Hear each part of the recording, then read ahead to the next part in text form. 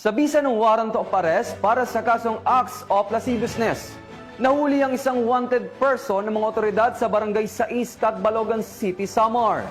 Magbabalita dyan si Patrolwoman Cristel Palapax.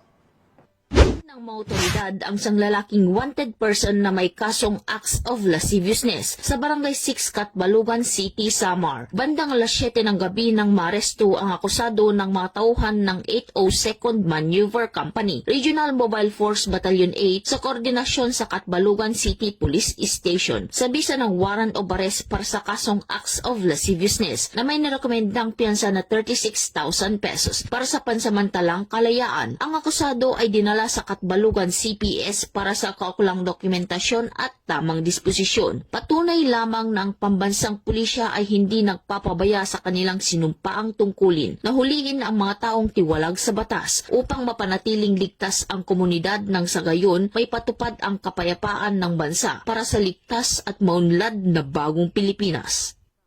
Mula dito sa Eastern Visayas, ako ang inyong PNN correspondent, Patrolwoman Palafox, alagad ng batas, tagataguyod ng Balitang Pulis.